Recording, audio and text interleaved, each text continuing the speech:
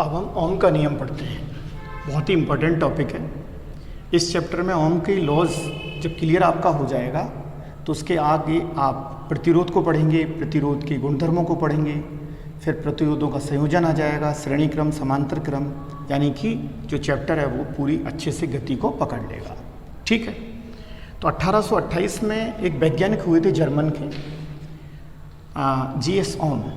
ठीक है, उसको लिख भी दिया है मैंने, G.S. ओम हुए थे। उन्होंने क्या करा था कि जो अपने चालक होते हैं तो चालकों में उन्होंने स्पेशली धारा प्रवाह के लिए, चालकों में धारा प्रवाह के लिए एक नियम प्रतिपादित किया। उन्होंने ये बताया हमें कि यदि कोई भी जैसे चालक है और चालक की जैसे भौतिक अवस्थाएं हैं, विशेषकर चालक की भौतिक अवस्थाओं में जैसे हम ले लें फर्स्ट नंबर पर जैसे ताप, टेम्परेचर, ठीक है, जैसे ताप है, और दूसरी चीज़ ले लें अपन जैसे लंबाई, लंबाई आपने ले ली, और ले ली पदार्थ की प्रकृति, पदार्थ की प्रकृति, ठीक है, और ले लिया आपने अनुप्रस्थ, कॉट, क्षेत्रफल।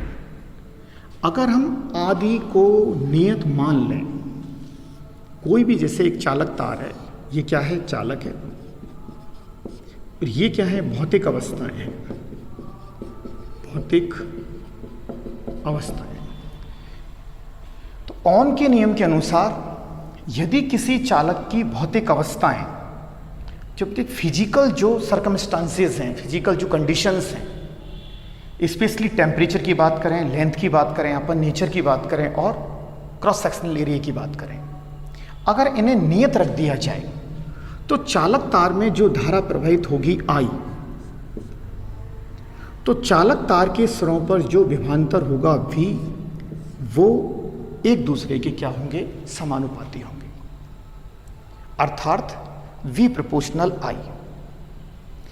आप ये कह सकते हो कि चालक तार में बहने वाली धारा I चालक तार के सिरों पर जो विभवांतर है V के समानुपाती होगी। अर्थात अगर हम समानुपाती चिन्ह को हटाएं तो हम क्या लेंगे, नियतांक लेंगे RI। तो R यहाँ पर क्या है, यहाँ R क्या है, चालक का प्रतिरोध है, चालक का प्रतिरोध है, रेसिस्टेंस, यानी कि धारा प्रवाह में जो रुकावट होती है उसी को हम क्या कहते हैं, चालक का प्रतिरोध कहते हैं, रेसिस्टेंस कहते हैं। तो R इज इक्वल टू क्या हो गया अपना V अपॉन I। तो आप ये समझ सकते हैं कि ओम में V और I का जो अनुपात है किसी भी स्थिति में, किसी भी क्षण, किसी भी जगह, वो क्या रहेगा, नियत रहता है, और वही क्या कहलाता है, चालक का प्रतिरोध R कहलाता है।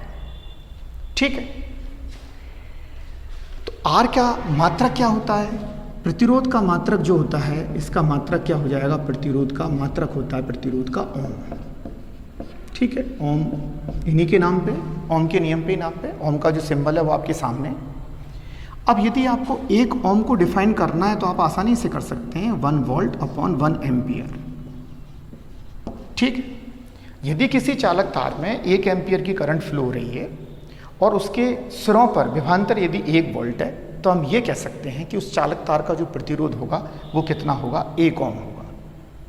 ठीक, R का मान यदि नियत है, R का मान नियत है, तो V1 is equal to I1, V2 is equal to I2, यानी कि अगर दो हम विभिन्न परिस्थितियों में देखें, R अगर नियत है तो एक कंडीशन में यदि V1 है, उसके रेस्पेक्ट में यदि एसोसिएटेड यानी कि उससे संबद्ध धारा I1 है, और दूसरी स्थिति में यदि V2 है, उससे संबद्ध धारा I2 है, तो दोनों ही के अनुपातों का मान नियत रहेगा। ये बहुत इंपॉर्टेंट चीज़ है, इसको समझो आप कि V1 upon I1 is equal to V2 upon I2।